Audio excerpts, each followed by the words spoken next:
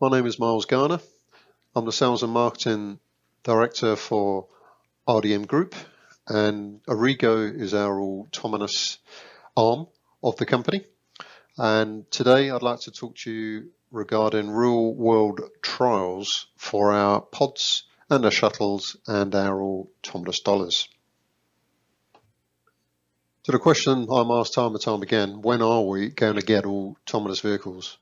I'm sure this is a question that a lot of you in the audience are also asked, and predictions in 2015, it was quite interesting by the OEMs. We were told by Ford by 2021 they will have the first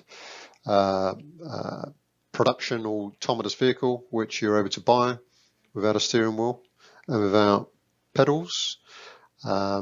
Renault and Nissan were telling us by 2020 urban autonomy will be available on their range, and by 2025 truly autonomous as in level 5. Honda by 2020 highway, Toyota 2020 highway, and for Volvo 2021 also for highway. What have we had though? Well, we have had a lot of hype. I think everyone has come across these images of the cool pictures of the guys in their cars reading, playing a game in a truck, running up and down roads, and we've had this for a long time. If we go all the way, so actually back to the 50s, we were being then actually showed images of cars of the future running the family up and down the highways whilst they're playing games. And then of course the Jetsons, which is a favourite of mine, they had the characters up in the sky on the roads running around autonomy. And today, what have we actually had? So why haven't we moved as quick as what the industry were telling us over 5 years ago? Well, I think the fact is that it is very hard to do. It's very hard to put an autonomous vehicle into a real life on-road type of situation where you and I are in our cars. I think it's fair to say you would need to take every car off the road tonight, and every car tomorrow would have to be connected and autonomous to have a real, seamless autonomous journey. This will never ever happen, of course. So in the meantime, the OEMs have been testing. They tend to test out of the media, or as much as they can, and companies like Google, Uber, Otto, and last mile companies like ourselves tend to get the media attraction. Companies like for Google have been testing now for over 10 years, and Otto have been testing their truck in a platoon environment up and down a motorway carrying cargo, and Uber obviously ever so keen to take the driver out and to have autonomous taxis as well. So the question also often asked, where will autonomous vehicles actually make the biggest impact, and when are we going to see the first autonomous vehicles?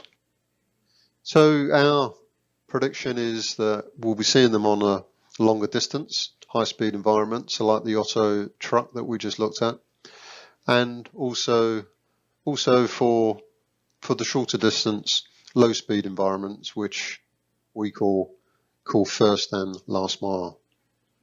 So Aurrigo targeted this particular sector 8 years ago, as we realised on-road environments was ever so hard to do. So over those 8 years, we've targeted areas like towns and cities, airports, campuses, and for shopping malls.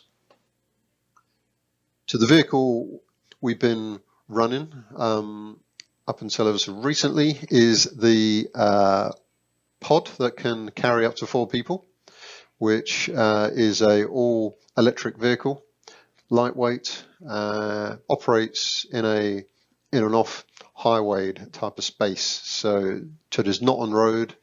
This is operating in a pathway environment, so pedestrians and also for cyclists. And as I mentioned, applications like airports and campuses, eco-towns and shopping malls. This is a range of pods that we have run over that period of time. So we've operated all around the world, in Canada, in Australia, US, Norway, and Singapore. And we have partnered with companies like IBM, RoboRide, and many others. So one example of a trial was on the pathways of Milton Keynes. So Aurrigo ran 10 of the pods. We were partnered up with Tata and also for Land Rover Jaguar and for Ford, who were offering autonomous vehicles on road. We were concentrating on the last mile transportation. And you can see on the right hand side the routes that we were running. On the left hand side of the map is the train station, and on the right hand side is the other shopping malls, and all of the routes in the green and red is where we carried passengers. Campuses is another sector where we've ran quite a few trials. This particular one is in the UK, down on the coast in Brighton, with our partner for blind veterans, which is an amazing charity that helps actually veterans who've returned from combat with eyesight loss to rebuild their lives. So we were carrying residents from the hospital, which you can see on the right hand side, around to the church, to the archery range, and also the shooting range. We carried a lot of residents over 6 months, and they really did actually feel as if the technology could help improve their well-being, their independence of the future.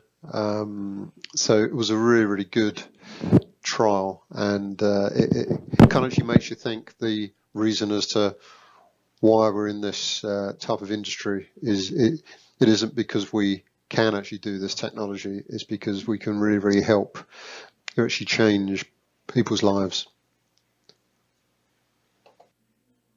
Retirement villages is another area.